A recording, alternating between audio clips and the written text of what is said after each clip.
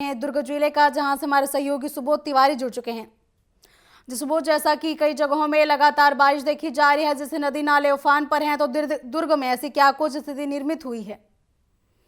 देखिए कमलेश्वरी जी, जैसा कि मौजूदा मौसम मानसून का है और लगातार पिछले 48 से 72 घंटों से लगातार बारिश हो रही है। और बताया जा रहा है कि जिस तरह से निगम प्रशासन लगातार दावे कर रहा था साफ सफाई व्यवस्था, चौक चौबंद व्यवस्था को लेकर, तो उसे पलीता लगता दिख रहा है, क्योंकि जो बारिश का पानी है वह नालियों से बाहर निकलकर रोड में बहने लगा है। कहीं कहीं तो किन्हीं लोगों के घरों में भी पहुंचने लगा है। लोग उन सारे वीडियो को बनाकर सोशल मीडिया में ड्रॉप करने लगे हैं और कहीं तो हास्यास्पद स्थिति ऐसी भी बन पड़ी है कि लोग मछली पालन केंद्र नया खोले जाने की बात भी कहकर सोशल मीडिया में लिखने लगे हैं। तो वहीं कहीं स्कूल के प्रांगण में भी पानी भर गया है। जिस गेट से बच्चों को अंदर किया जा रहा है, वहां से गाड़ियां भी बेतरतीब तरीके से अंदर घुस रही हैं। ऐसे में दुर्घटना होने की भी संभावना है। स्कूल प्रबंधन से हालांकि पालकों ने चर्चा की है और गार्ड की संख्या बढ़ाए जाने की बात करी है और साथ ही उसे अलर्ट रखे जाने की भी बात कही है, लेकिन पिछले 2 दिनों से ऐसा भी कुछ होता नहीं दिखाई दिया। इस वजह से अब जो पालक हैं और जो वार्डवासी हैं वह तो निगम प्रशासन के समक्ष जाके शिकायत करेंगे। तो वहीं जो स्कूल प्रबंधन से शिकायत करने के बाद भी जब उन्हें उनकी शिकायतों को अनसुना कर दिया गया, तो अब सीधा डीईओ यानी कि जिला शिक्षा अधिकारी और जो टाउनशिप के स्कूल हैं वहां के मुख्य शिक्षा अधिकारी से शिकायत करने की बात कही जा रही है।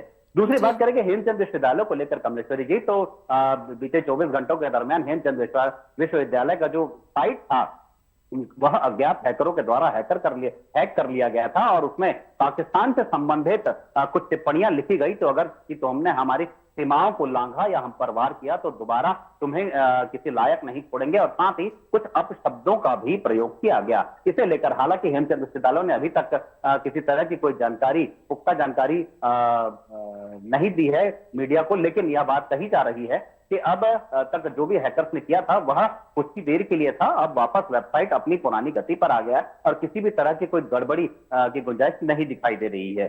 दूसरा बात करेंगे 1 लाख यानी कि माता जो प्रसूता स्त्रियां होती हैं उनका जो जन्म दर होता है वह वर्ष में 1 लाख जीवित बच्चे पर 137 माताओं की मौत हो जा रही है।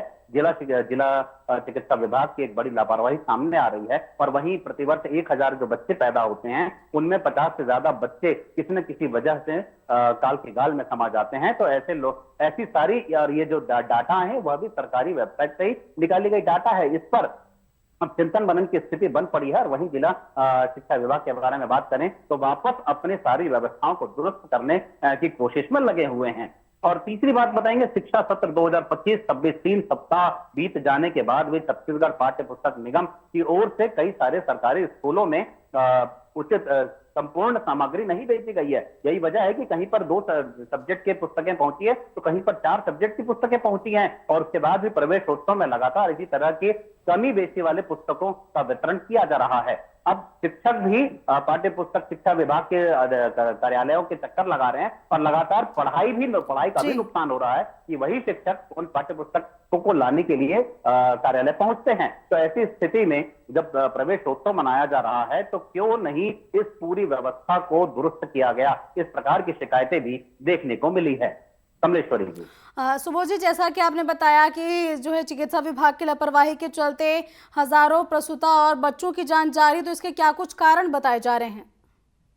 देखिए बड़ी बात है कि जब भी गर्भवती स्त्री अस्पताल पहुंचती है तो तमाम तरह की जांच उपरांत ही डिलीवरी होती है, जिसमें नॉर्मल डिलीवरी भी है और सिजेरियन डिलीवरी भी है। और सीजर डिलीवरी के बाद हालांकि चूंकि आईसीयू वाली बात होती है तो प्रसूता स्त्री की उचित देखभाल होती है। वहीं जब नॉर्मल डिलीवरी के बाद स्त्रियों को छोड़ दिया जाता है तो बीपी शुगर हाई लो होने की वजह से घर पहुंचने के बाद उनकी मौत हो जाती है। तो और कई बार यह भी देखा जाता है कि जो माताएं हैं उनके परिवार वाले जबरदस्ती करके लामा करके अपने पेशेंट को लामा करके घर ले जाते हैं, जबकि उसकी शारीरिक स्थिति वैसी नहीं रहती कि उसे घर वापस ले जाया जा सके।